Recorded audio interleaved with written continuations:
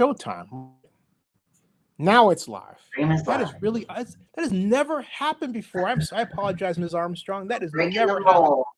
That is wild. Hey, everybody, you're catching us at a weird moment because for the first time, my live StreamYard buffered on me on start, which means I got to talk to these folks. But hey, look, first of all, folks, thank you very much for joining me and Lynn Raphael last night for a very spirited conversation.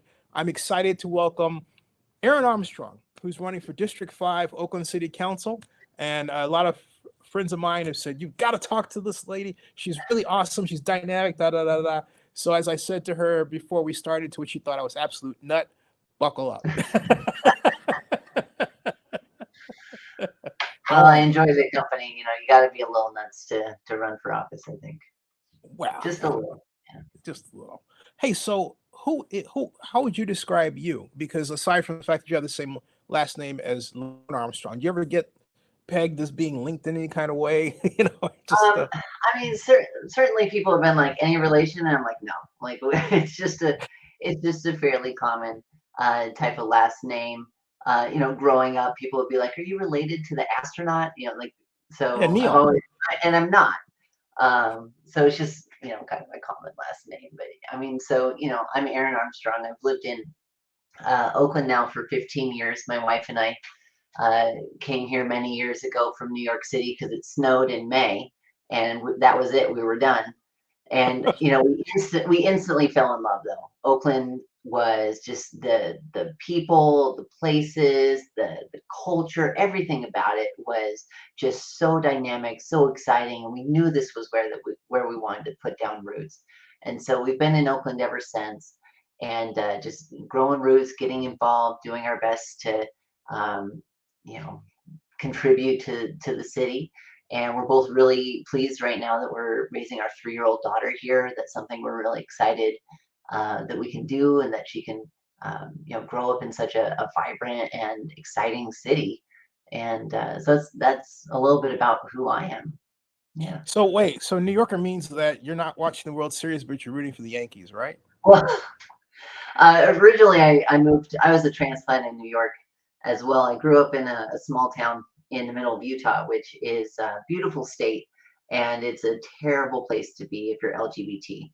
And so as soon as I was old enough, I packed everything I had into 3 suitcases, and I got a one-way ticket to New York City. So, I do root for the Yankees. I've been rooting for the A's, though, for the last 15 years. Now I'm not rooting for the A's so much. So I'm a little confused. I'm feeling, I've got the ballers, definitely. But in the majors, I'm feeling a little rudderless at the moment. Hey, Erin, just real quick. This is, of course, not my first rodeo interviewing anybody who's LGBT, and that goes all the way back to the 90s. But I've never talked to anybody about Utah. And your comment, I couldn't let pass without a question. What happened? What happened? Yeah, because you said it wasn't really good, great. And, it begs a question. It's just an incredibly homophobic place to be. It's extremely conservative. And I grew up in a place in Utah that has the highest percent of Mormons anywhere in the world. It's 90% Mormon there, incredibly homogenous. And I grew up in that, and it's a wonderful kind of thing when you're in it, when you're part of the in group. It's the kind of thing that when you're sick, your neighbors show up with a casserole. It's like a really wholesome kind of thing. But the second that you're any kind of different, you are on the outside and you are excluded from everything. There was certainly violence, many threats of violence, all those types of things. So that's why I say, it's a beautiful place. And I do enjoy when I get to go back and visit. But it was, when I came out when I was 18, and the 2 years that I spent there before I left were just terrible. It's just terrible. So like so many people, this is not a unique story, obviously, to the Bay Area. For many years, I worked at a nonprofit in the Tenderloin called the Asian and Pacific Islander Wellness Center. And they ran now they're the Tenderloin Health Clinic, but they had a program that I was working on. It was called Trans Drive. It was for trans women. to do HIV prevention, testing, treatment, but we did it in this holistic wraparound kind of approach. And so I was a case manager there. And I had clients that would come in every day, and I'd talk to them and I'd work with them. And they were from all over the country with stories very similar to mine, where they grew up in a small community, and it was not accepting. It was just terrible, and they wanted to come to a place where they could be themselves, where they could live their Yeah. authentic life. And to so many people, that is the Bay Area story. This is the shining city on a hill for LGBT people across the country. And so I'm very I've always loved the idea of the Bay Area. I'm so happy that we landed here, that we fell in love, that we've been able to put down roots, and just keep growing our connections here. It's such an amazing place. It's wild that of all the things you would say it's a shining city on a hill, because that's precisely how I described Oakland when I was pitching Oakland to the National Football League in 1999 to the Super Bowl Policy Committee to bring the Super Bowl to Oakland. I Okay. said Oakland was shining city on a hill, America's best example of diversity. Oh yeah. There you go. Oh yeah. Yeah. That's some of the best stuff that we have. It's amazing. It's amazing Yeah. city. I love being here. As we talked about off camera, how did you come to settle in? And as obviously a white woman, you're running for a seat that has been dominated by Latino slash Hispanic gentlemen for quite For some two, time. yeah, for two Yeah. terms, two different people. That's Right. true. Right.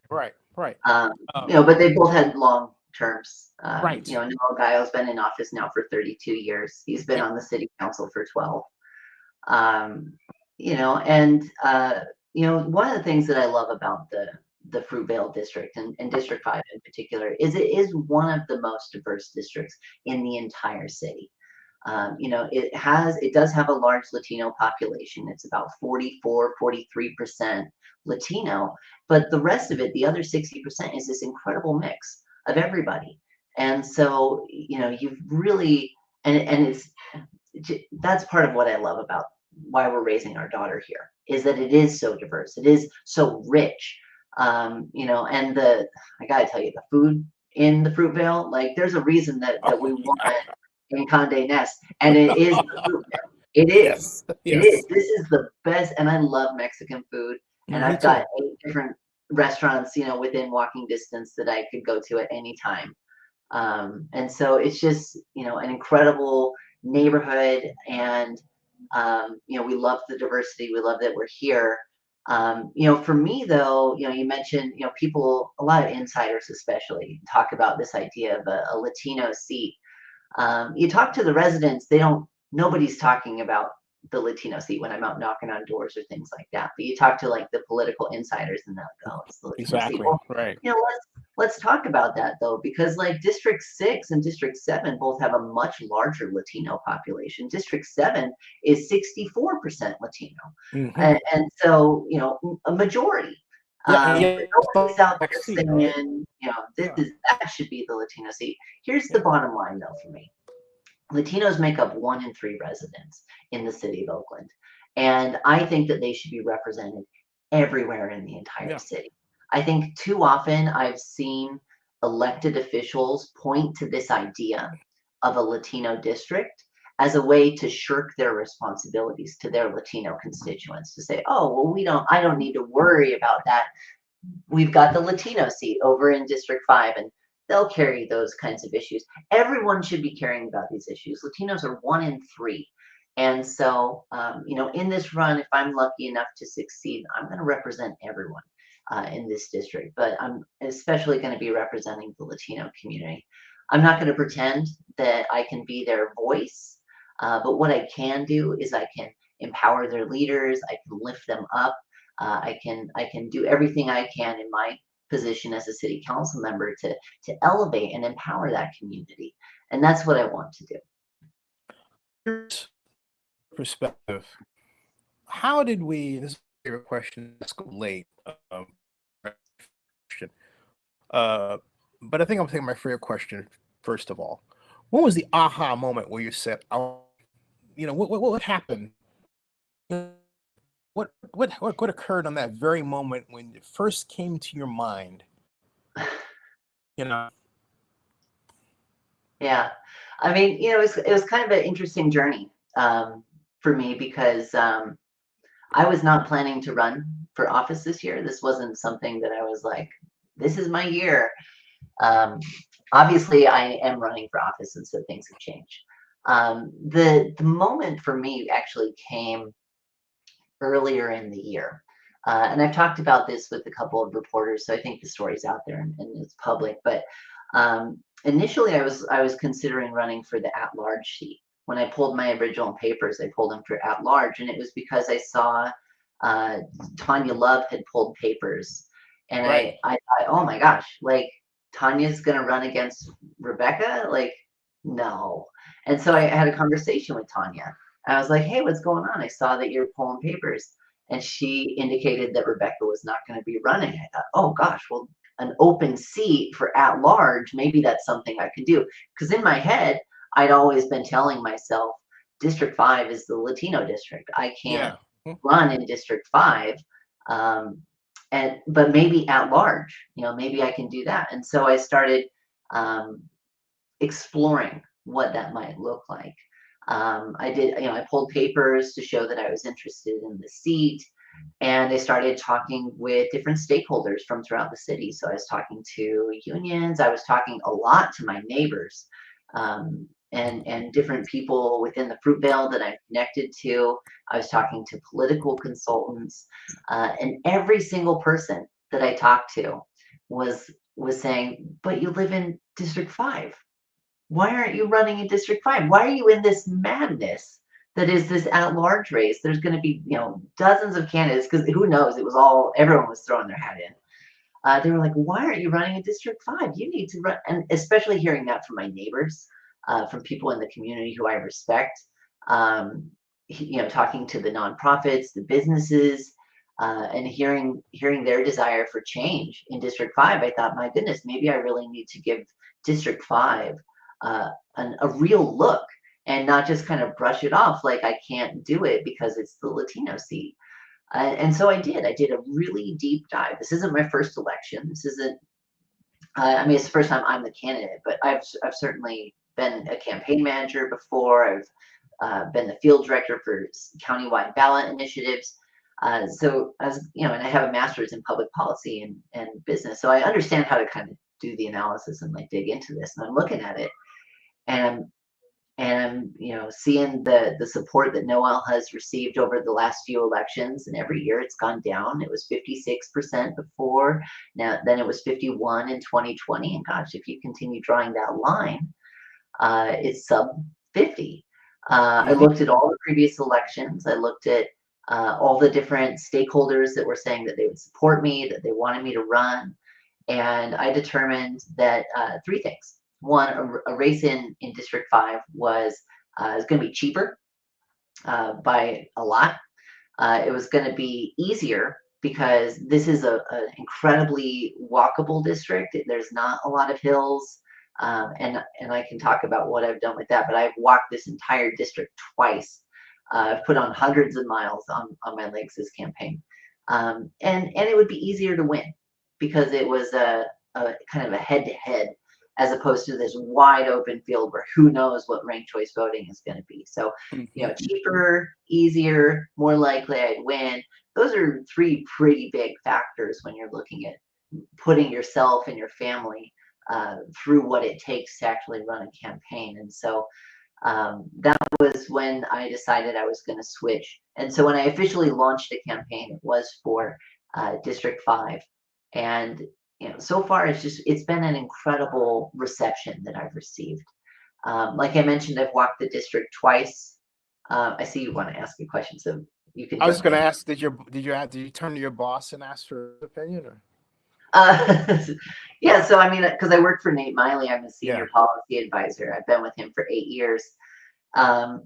He's one of my favorite people. We go all the way back to Mike and Iota, I want to say 1993. Yeah. Okay. Yep. Yeah. I mean, he's been around a long time and he's done some really incredible things.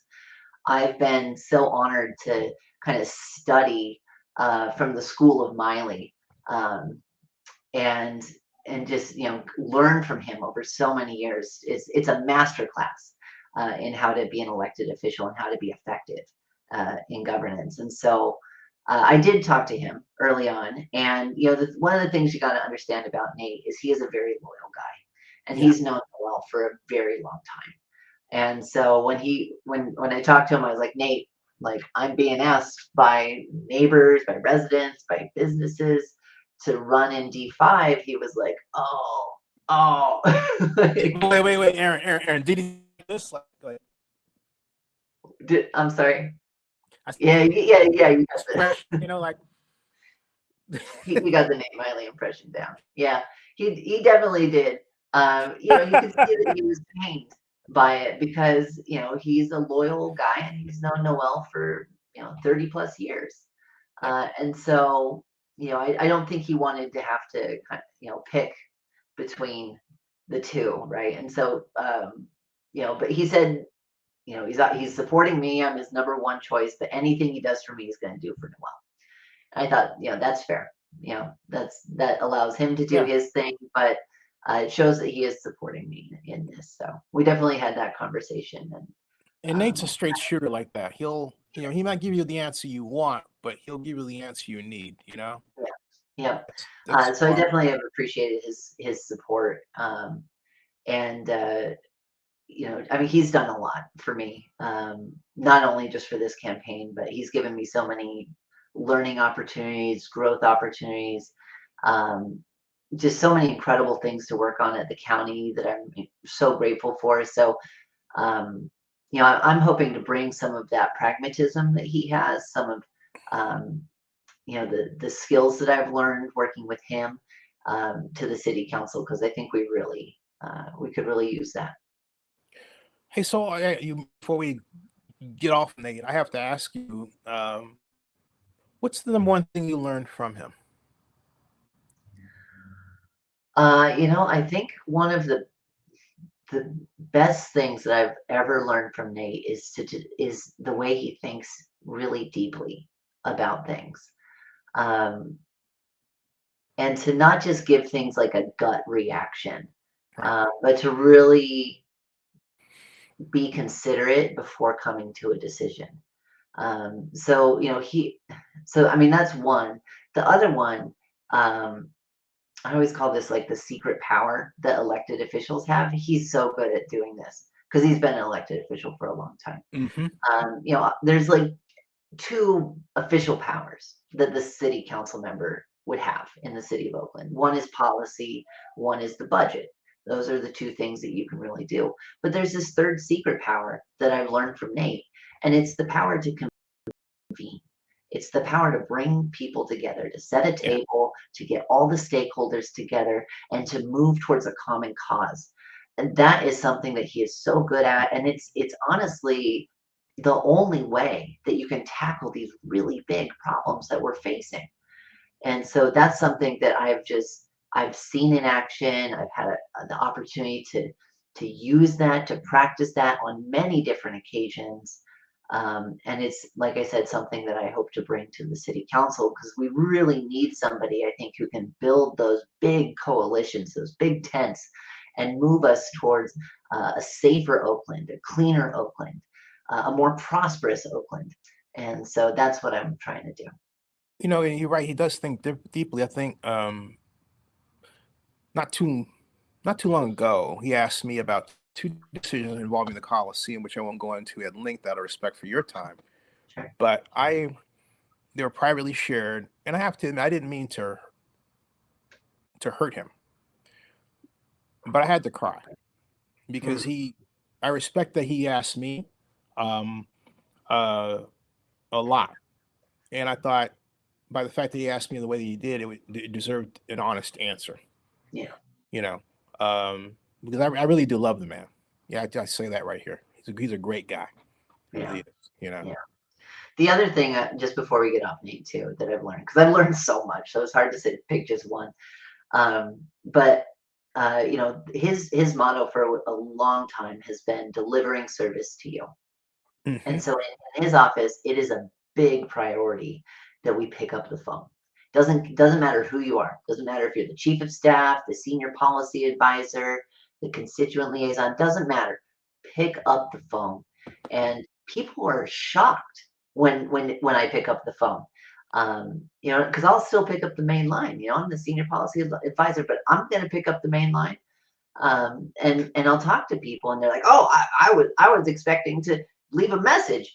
Like they're not ready for somebody to actually answer the phone because so many elected officials and their offices just don't. They're hard to Nope. get a hold of, and but call Nate's office, you will get a call. Like you will get somebody picking up the phone and helping you solve your problem. Doesn't matter if it's a county problem, even if it's a city problem, we'll at least try and get you to the right place. It's all about service and constituent work and that bread and butter kind of grassroots community organizing stuff. And so that's the other thing that I'm really hoping to bring with me is that we're going to be an office that picks up the phone when you call. We're going to help you solve your issue. We're going to fight for you. That's something I think that's been missing for a long time in District 5. And I mean, like I said, I've knocked on over 4,000 doors myself this campaign, all across Wow. the district. And I know I actually bruised my knuckle at one point from knocking too much. I had to switch hands. And so it's really been um, just an incredible experience. I've talked to so many people, hundreds and hundreds, at their door, at their businesses, and they're all saying the same thing. They want somebody who's going to pick up the phone when they call. They want someone who's going to show up when they need them. They want somebody who understands how to tackle the root causes of the problems that we're facing, not just kind of Hmm. tinker around the edges. And people in this district, they're hungry for change.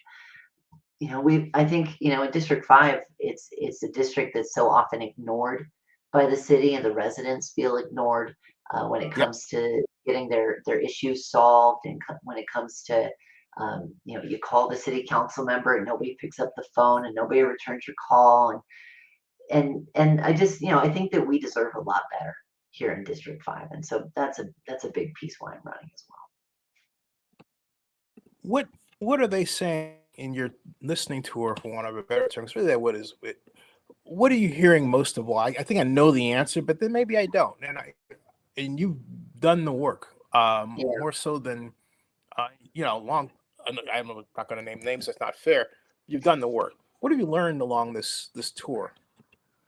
It's been such a fascinating experience and just like exhausting, but the most rewarding type of work to go out and talk to people and have those conversations.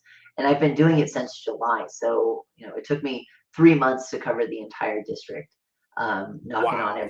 every door, and I was doing it almost every single day.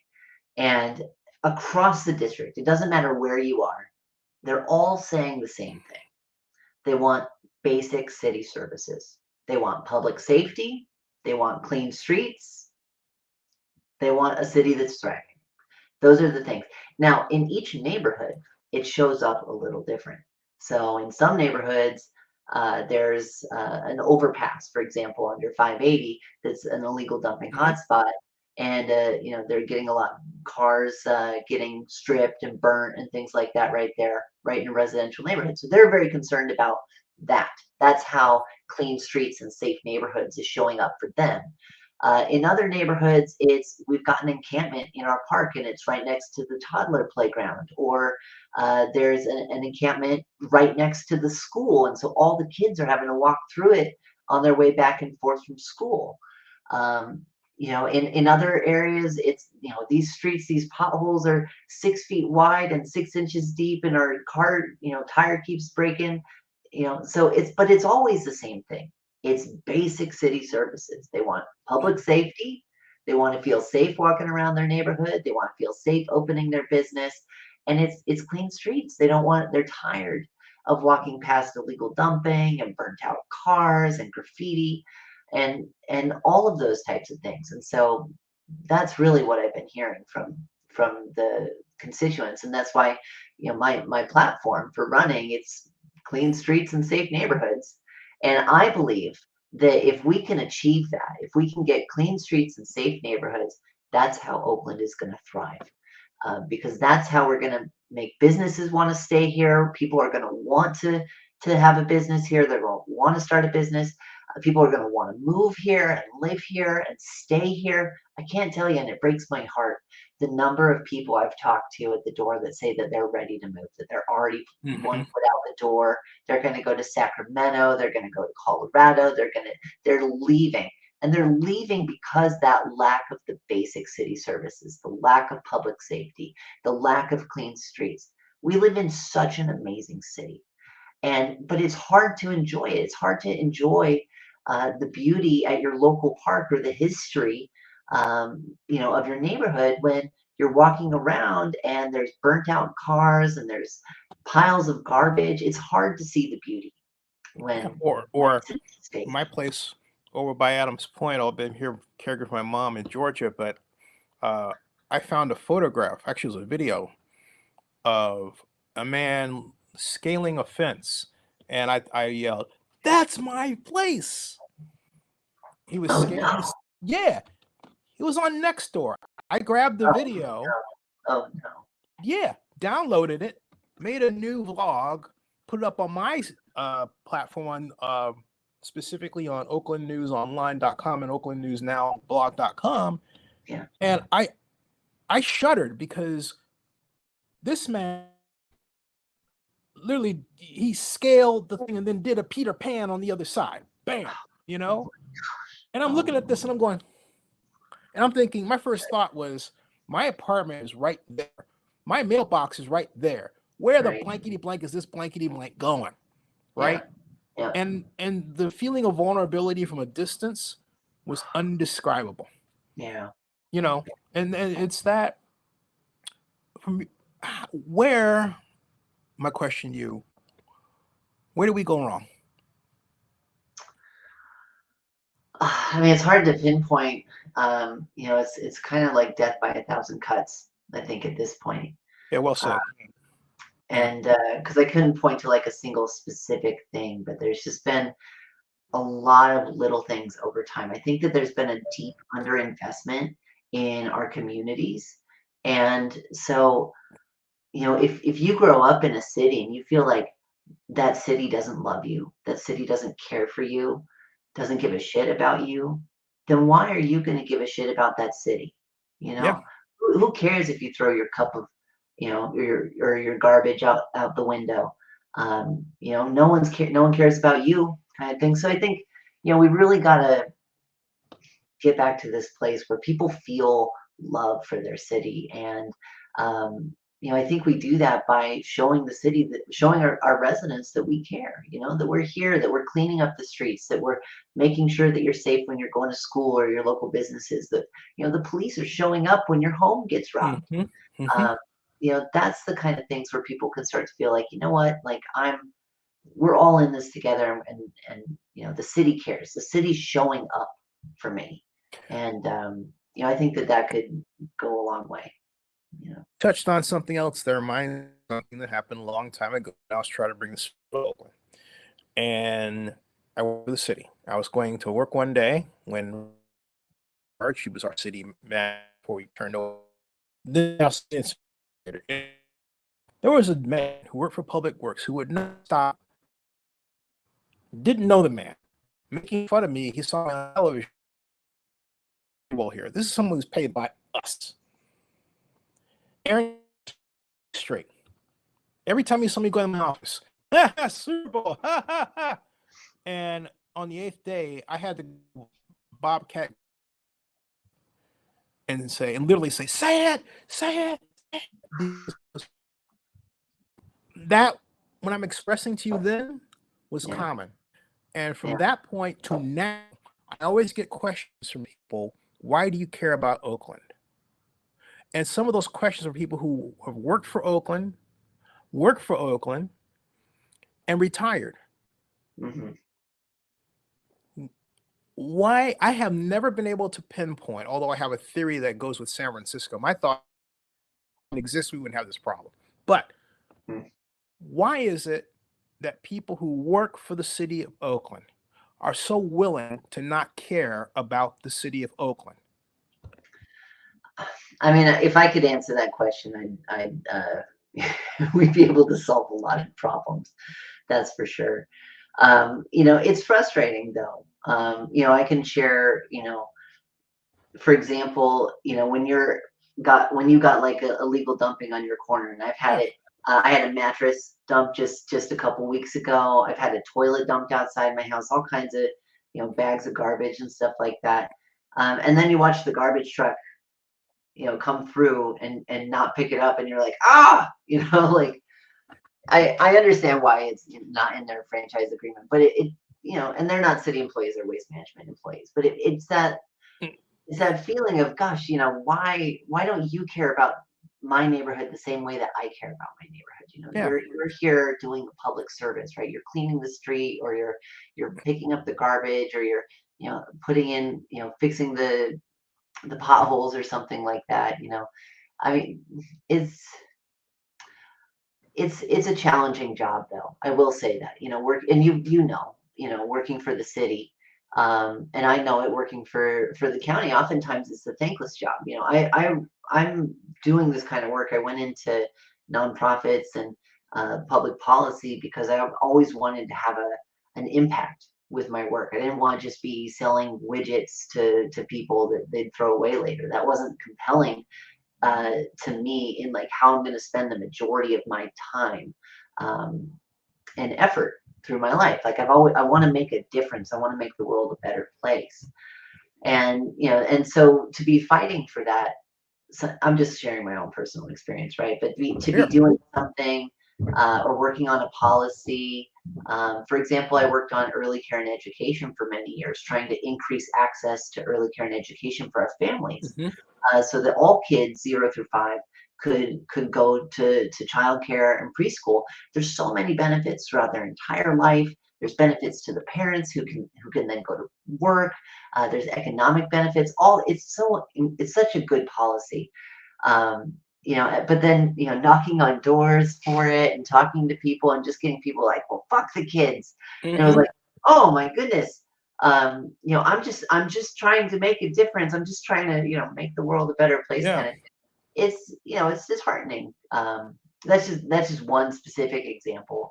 But it happens all the time where I'm just trying to like do good. I'm just trying to make a difference here, but then people get angry at you for some Just reason, caring. because They you're get angry. a public Yeah. employee, right? And so Yeah. I get that.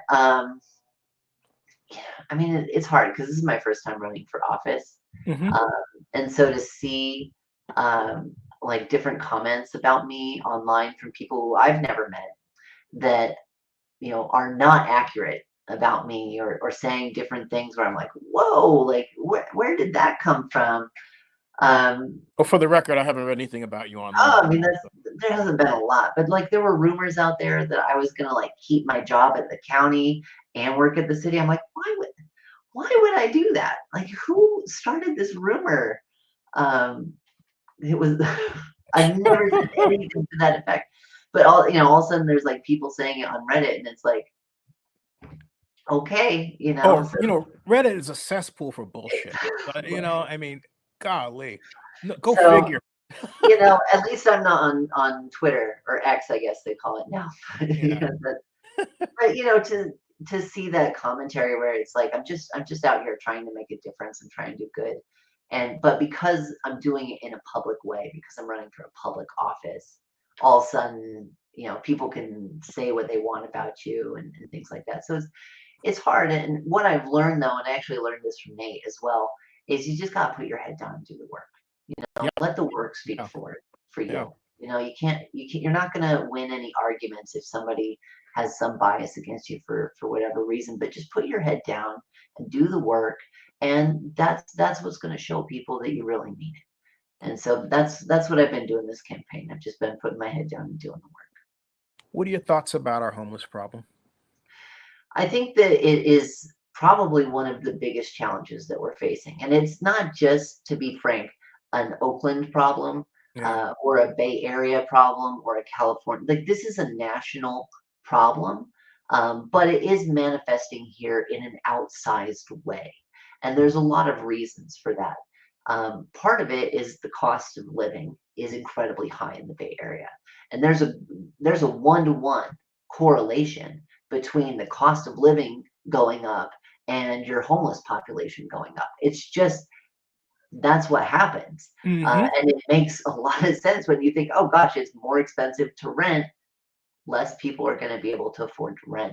And you look at the homeless population here in Alameda County, 80% of them, which is the vast majority, are from here, had lived here for 10 years or more before becoming homeless.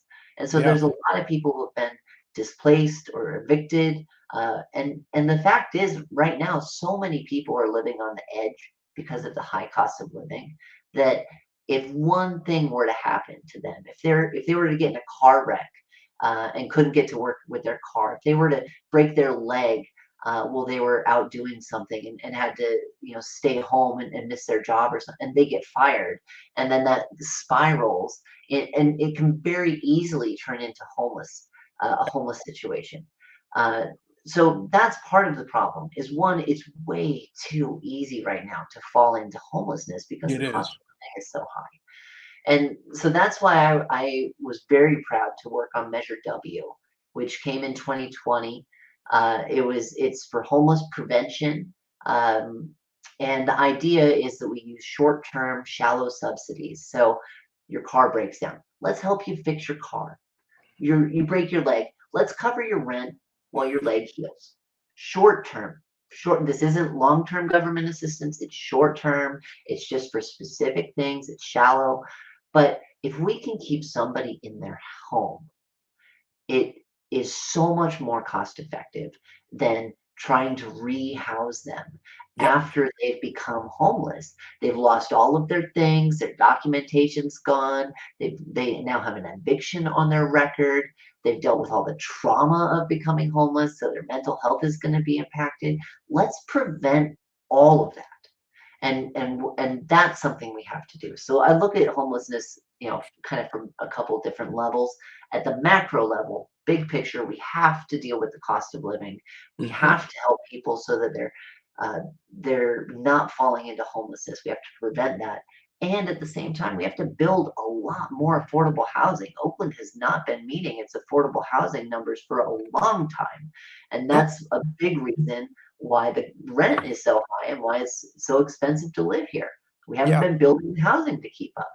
And so those are the macro level, how we address that. Then you have to, there's different kind of levels. There's the encampment level, right?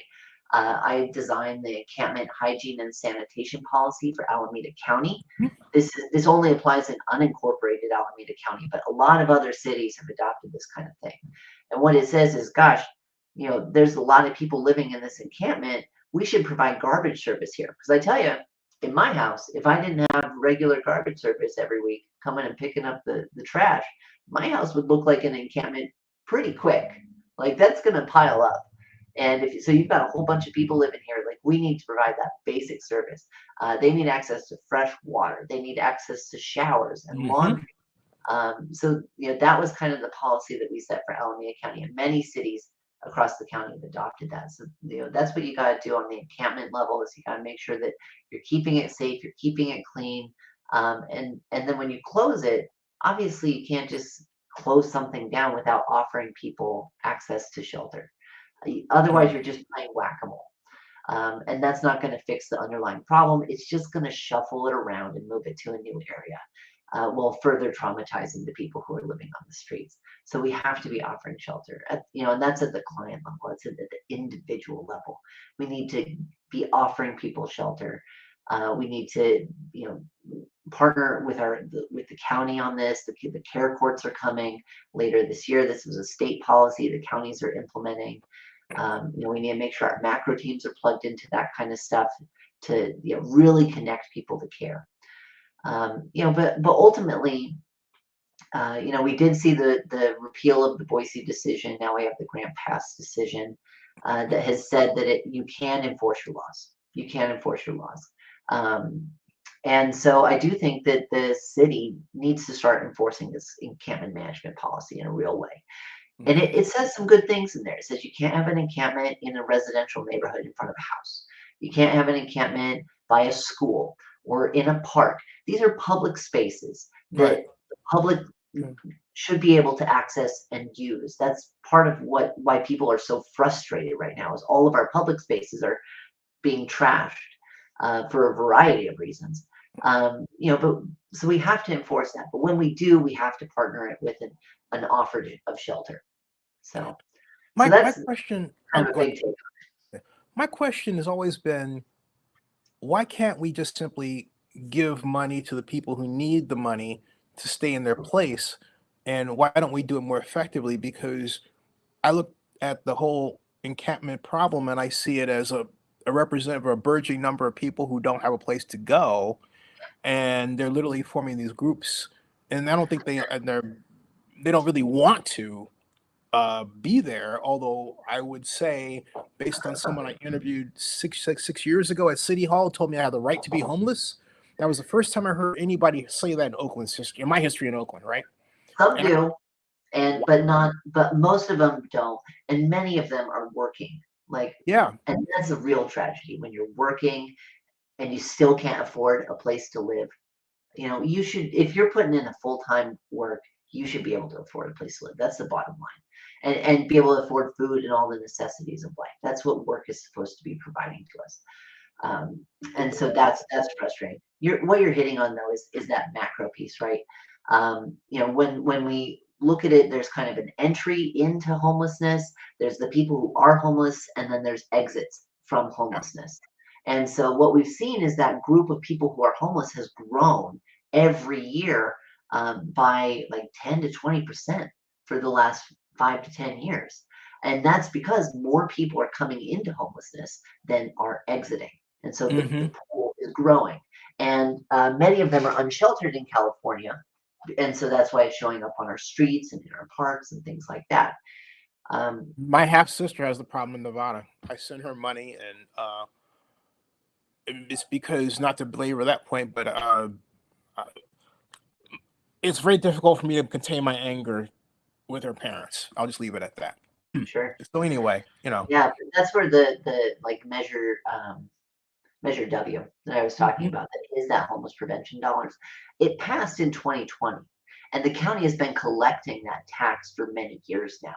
But we've been prohibited from spending it because we've been sued by the Taxpayers Association, which is the rich conservative folks. They've taken us all the way to the California Supreme Court, and the county has prevailed at every level. But at every level, we have still been prohibited from spending that money because if at some point we lose, the county has to then pay it back. And it wouldn't, because it's a sales tax, it wouldn't go back to the people who paid the sales tax. It would go to the businesses. Brandon Jones.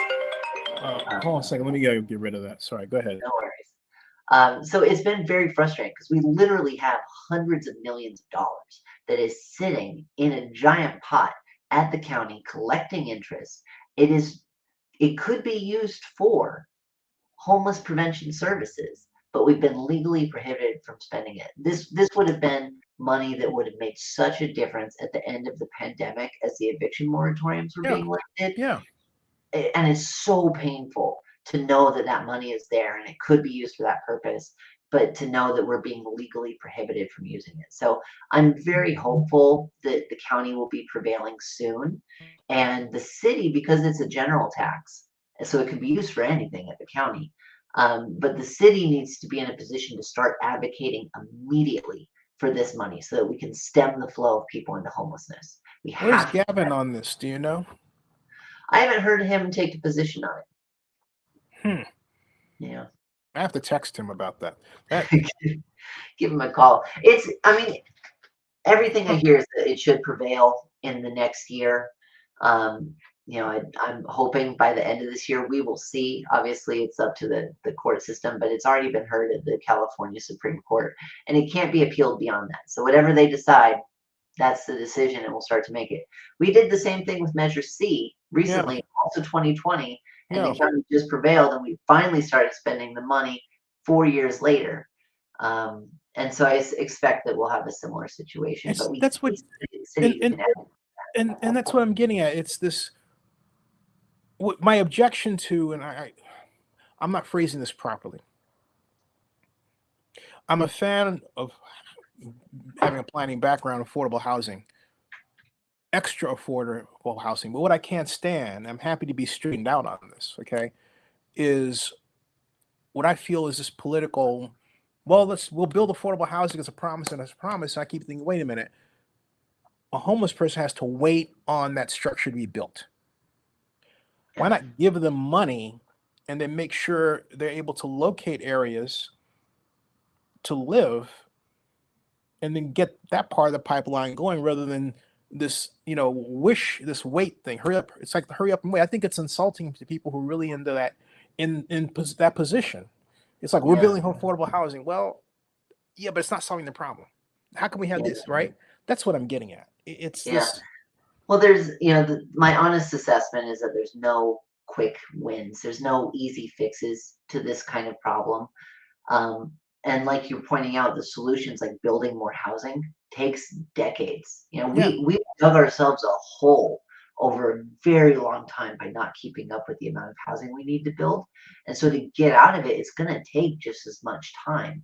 But that's to me why it's so important that we're preventing people from falling into homelessness, because the exits right now are not as robust as we need, and it takes a long time to build those out. Part of it, the county operates the coordinated entry system, which is the system that anywhere in the county, any homeless shelter, you can register and you can say I need housing, and you can get on that list from anywhere you are. It's one centralized list. The county operates that, and they get over 1,000 people every year off the streets and into housing. So it is happening, but part of the real challenge in that is that there's not enough housing to put people in. People like to point out, oh, well, there's vacant homes. They're just sitting there, things like that. Well, I hate to be the one being like, well, you can't do that. If it's private property that's owned by somebody, the government can't just come in and say, we're putting somebody here in your private property. It would legally be considered that's a taking without just compensation, basically. That is exactly what it is. And the county and the city don't have money to just buy all the vacant homes. Like we're operating on a deficit. So, it's people like, from the outside, it's really easy to say, well, why don't we just put the homeless people in all the vacant homes? That's just problem But I solved. guess, about what bothers me to my core, and I say it just like that, is Howard Terminal. All right. If you're looking at the person that talked the athletics into tax increment finance, or at least taking them out to the city under my god sister, Libby Schaff, when she was mayor. Okay.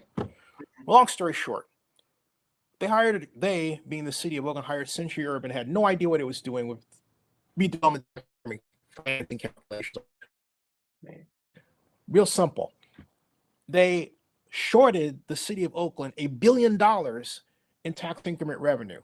How? Because they used 20 years, the 45-year bond period, and they used the ridiculous reason that, well, the downtown area bonds are not paid off. And I'm saying, wait a minute, the downtown does not include Howard Terminal. What are you doing? So I'll just say this publicly to Lauren, and he and I, in the middle of the term sheet town hall, are having this on the phone shouting that you can hear on my. Okay, I love Lauren, but this is what happened. I'm yelling at each other like, God damn it. Yeah. But the bottom line is, I said, Lauren, why do you believe their numbers? Because they're the consultant. I said, are you a bonehead? Dude. So what I'm making is, we had, and it gets worse, Erin, okay? They did it the wrong way. Screaming up and down anybody. I'm calling anybody. Betsy Lake, our assistant city administrator, is telling people, well, if we have more tax area that we use, that's less money to the general fund. And I'm saying, Betsy, we get, how much of each dollar we get? It's 17%. But guess what's redevelopment? We get all of it. I can give you 30%. You'll live in the normal. Duh. Right? So, point that I'm making with all of this, and it's why I don't have any hair, okay, is literally, because we have enough money to supply our residents with the aid that you and I are talking about. Just from that. Oh, you want to get better? Hold on to listen to this, okay? They redid the numbers under the guise of the city. I found a line in the database of The Athletic, which never wrote about the new numbers, under a half-written draft infrastructure financing plan, which is the major document if you're going to establish an enhanced infrastructure financing district, right? Right. They shorted us at $5 billion. Why? Because in this century, urban never tells you what the rate of growth of the assessed value estimate they're using is. I know how to calculate. I did. I said that's 2%. That's the allowable increase under Prop 13. But what's the average? Wow. I can use 4, which I did. I redid their estimates. Okay. Mm-hmm. They shorted us $5 billion. We were supposed to have $9 billion in tax increment financing revenue from Howard Terminal. Did you hear what I just said? That's frustrating. Yeah. Yes. Yeah. And then people say, we don't have the money. I'm like, we don't know how to do math. Yeah. I've done this for almost 40 years. They're going to tell me I'm wrong, and I'm pointing at laws that existed, almost as long as I've been alive. Yeah. I mean, you make a really good point about people, especially who are elected officials, being able to think critically and analyze things for themselves and not always just having to rely on the staff reports for it. Because too often, there's errors or there's oversights or things like that. You have to think critically. This is why, I'm very critical of some of the things that the city's done. For example, in 2022, they got the ARPA funding, American Rescue Plan Act. This was one-time massive amount of federal dollars that was going to be used to help us recover from the pandemic. And what did the city do with it? They plugged a structural budget deficit using ARPA funding as a one-time solution. And here's the thing that really gets me going is they didn't direct staff to start figuring out how to deal with the structural deficit, because staff said, oh, revenues will go up. Revenues will go up. Well, revenues didn't go up. And so 2 years later, here we are, and we're facing the same structural deficit, only this time we don't have ARPA funding. And so now we're doing this deal where we're selling the Coliseum, another one-time fix to a structural problem. And now everyone's like, oh, we need to deal with the structural deficit. We should have been dealing with it 2 years ago, at least. Yep. But people, and Noel has said this, especially during the East Bay Times interview. He's like, well, staff said that revenues were going to go. Well, I don't know what kind of wishful thinking we were having in 2022, but I didn't hear a lot of estimates that like 2022 were like ready to take off all of a sudden. So people need to be able to think for themselves and think critically about this stuff, especially when it's our leaders. And that's my question to you. How do we change the state of 38-year history of the city of Oakland? Our ability and desire to think critically has taken a nosedive. Okay. Like, for example, we get 15.2% of our revenue from property taxes. The national average for cities is 30%. In Orlando, it's 47%. Okay. Wow. And my point is that, and this is really a stickler for me, and which leads to a question, not an answer question. It's an idea. We're talking about, we're in the same church anyway. How do we change this? Do we need the task forces again? Because in my day, we used to do task force. I can say in my day because I'm 62 now. We did task forces. Okay, I'm 26, but I reverse it when it's convenient. Sure, my point is, we do the task forces, right? Yeah. We don't task force anymore. No one talks. It's always, I got my group, you got your group, but we don't draw together. Well, I think the bottom line is we just need better leaders in the city. For one, people who know how to critically think, people who have the tools and the skills to do the job and do it well.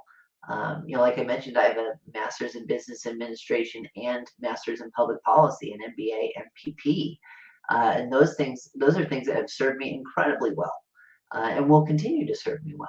because I know how to balance a budget. I know how to look at a revenue projection and say, gosh, this looks a little, hopeful. And you And know so how to think systemically too. exactly, and how to actually go after like the root cause of something. Yeah. And so we need leaders, one, that can actually do this kind of stuff, to have those skills.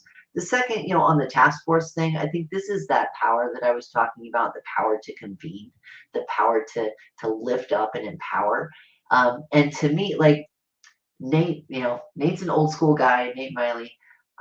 When we wanted to tackle illegal dumping in Oakland, because our Oakland residents were coming to us and saying the city's not doing its job.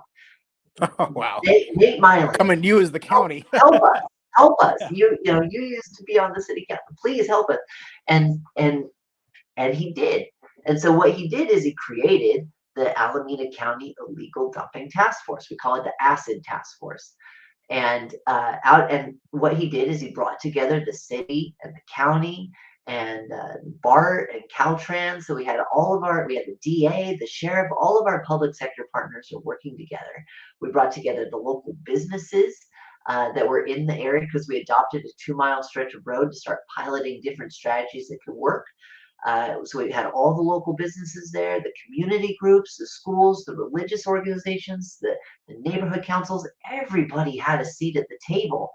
And Nate's job, and my job in representing him there, was to set the agenda, to say, here's what we're here to do. We are here to tackle illegal dumping. We have 2 miles of roadway that we have adopted. We are going to start piloting strategies that work, that can be scaled up throughout the whole city. And that's what we're going to do. And so everybody brought their little piece.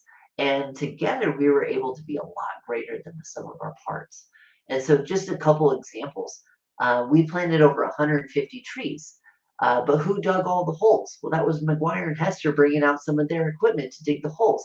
And some of our nonprofits had access to trees. And in the government, because in the private or public sector, we could do all the permits and streamline everything. So we were able to really make a big difference, right? We planted 150 trees. That's not something I could have done on my own. We've removed over 500 tons of illegal dumping using this strategy. And it's not me out there picking up the garbage every day. What it is the city was able to provide dumpsters to our local businesses who were out there putting their own employees out on the street to pick up the garbage every day. And they were already doing this, frankly, because the dumping in front of their business was impacting their bottom line.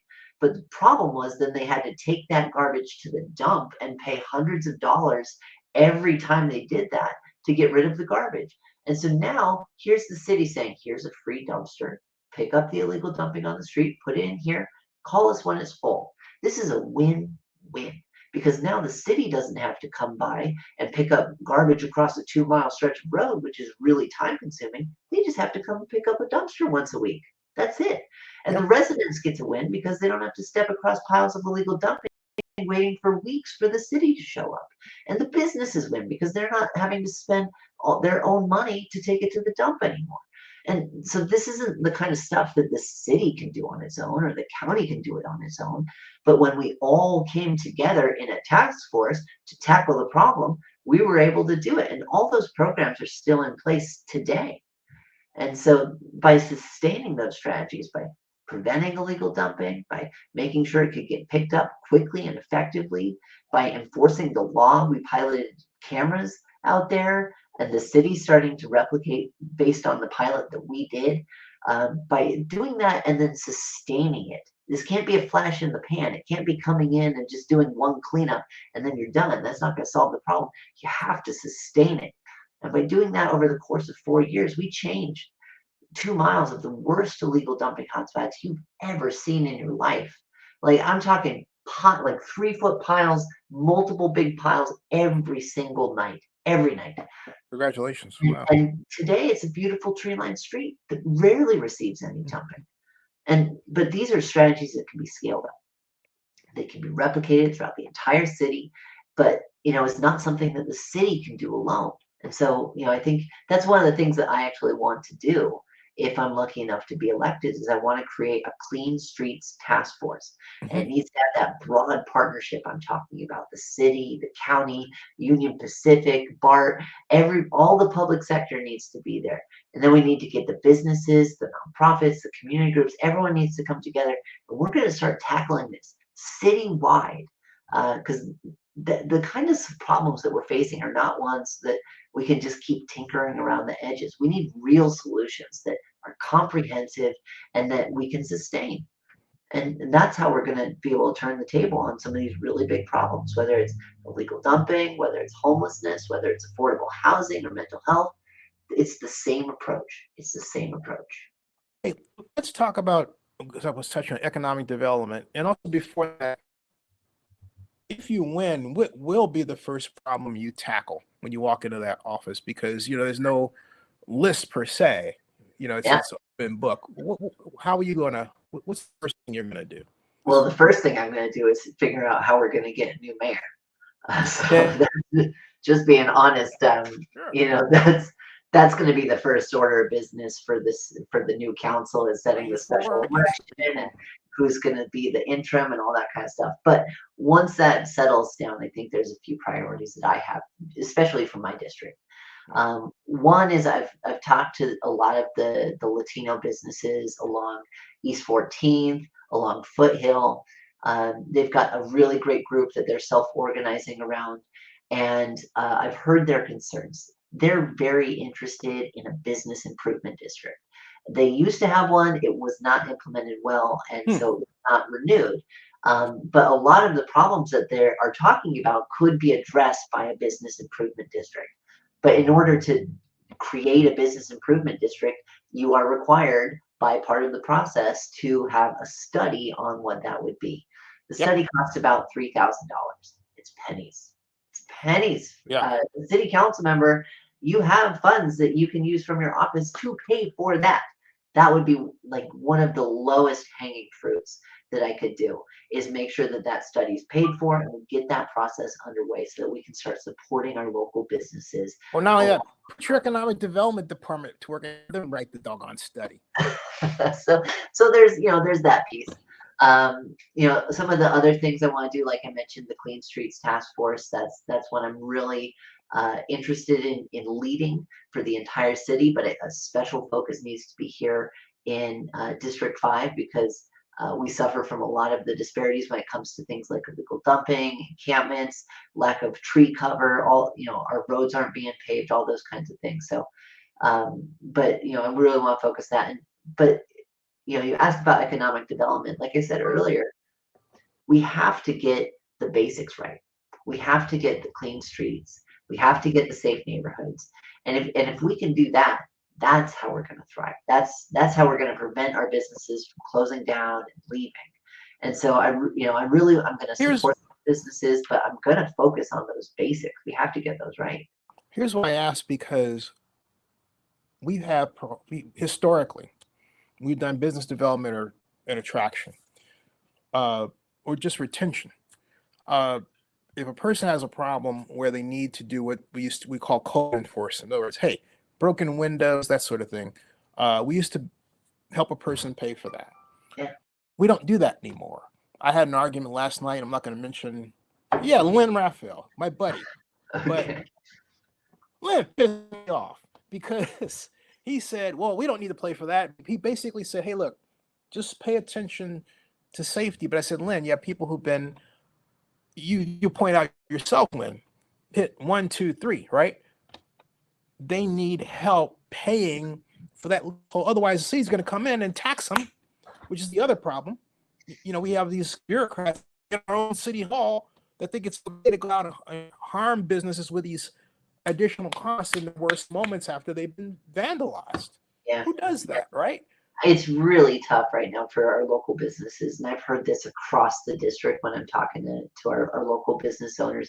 I was out passing out lawn signs to the businesses last weekend, and I was talking to one business, a little Mexican food restaurant that has actually been in the neighborhood since the 1950s. Mm-hmm. Incredible. They were Yep. around a long time ago. Mm-hmm. And they had been broken into this year 4 times. 4 times. Yeah. Each time they obviously lose money. They're required to pay all the fixes and things like that. And then code enforcement will come and start to ding them and tell Yeah. them, oh, well, you need to fix this, you need to fix that. And it's just like it's like pouring salt on the wound. And there's nobody in council saying, hey, leave our folks alone. Yeah, and then at the same time, and we get this a lot actually in District 5, there's a lot of unlicensed vendors that have taken up space on the street. I don't know if you've ever walked Foothill, Oh, yeah. like right at the corner of Fruitvale and Foothill. That whole sidewalk is just Yeah, some dozens, of them are at the dozens of vendors. Coliseum for sport. You see them all over, right? Yeah. But they're not paying business taxes. They don't have a business license. They're not No. getting inspected by the health department. They're not paying their taxes, and they're not having to pay rent. And so a lot of these businesses, they're trying to sell food. They're trying to do everything above board, do it right, but they're getting punished. And at the same time, they're seeing people taking up space outside of their restaurant, selling food or things like that, and taking away from their business, and they're not contributing anything to that system. And so these are some things I think we really have to figure out. And part of it is because I brought that up to the Coliseum because I got arguing with my dad, Henry Gardner. Sure.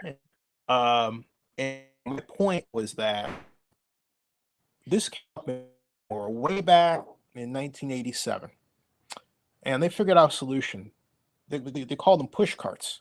But the idea was to have the vendor grow from that push cart position. They'd use their own facility, right, into another space, or into some kind of situation.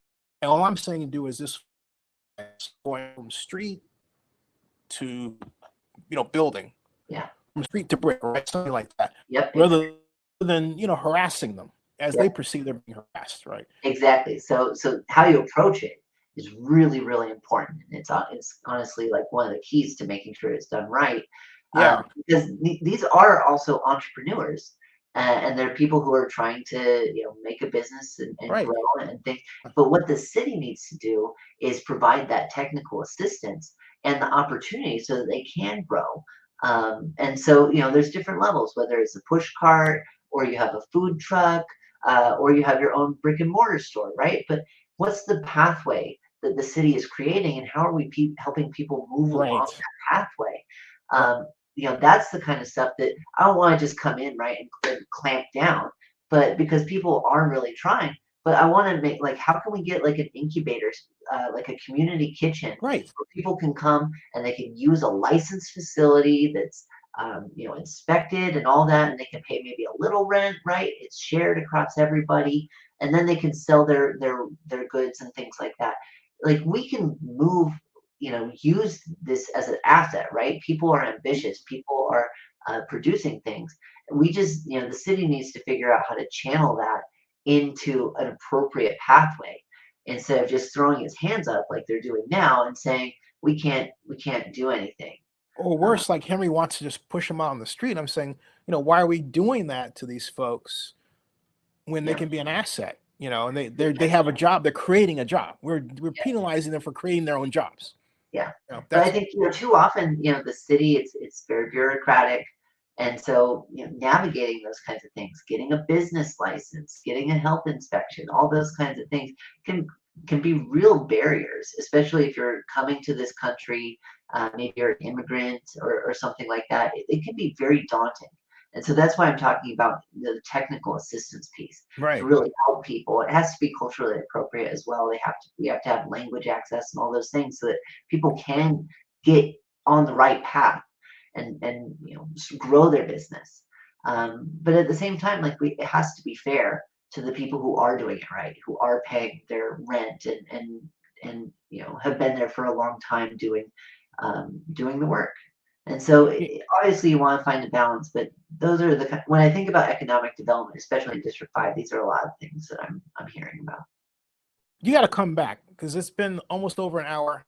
I don't want to take all your scratch the surface. No, yeah, it's fun though. It's heaven to talk about these problems and find solutions and everything, but also there's your time and time.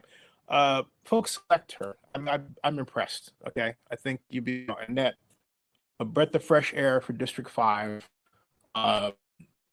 Is needed right now, and given the fact that you represent someone as one of our finest elected officials in our history, Nate Miley, I think uh, District outstanding. Tell them what your website for your. So if you want to find more about my campaign, if you want to read my full bio or my platform or see my endorsements, you can go to voteforerin.com. It's just vote for FOR Erin ERIN. FOR, okay. Yep, FOR. Vote for Erin, all spelled out. Yep, .com. Boom, there it is. So voteforerin.com. Yeah. Okay. Which get your MPP, by the way? I went to Mills College right here. Oh, you went to Mills. That's right. You said Mills. Sure did. Yeah. I sure did. You got Yep. You're Mills. I'm Berkeley. Cool. Absolutely. Yeah, come on back to solve these problems. Oh, by the way, real quick, sports. What should we do about replacing the A's, the Raiders, and the Warriors? Obviously, I think we got to do our best on this to try and retain and grow locally. I'm a big fan of what the Roots are doing. I'm a big fan of the Ballers. They truly do feel rooted in Oakland. I'd love to see them grow. I'd love to see the Valkyries play more in the East Bay. Big fan, brand new WNBA team. Maybe we can get some exhibition matches out here. Maybe we can get, some off-season practice games or things like that out here.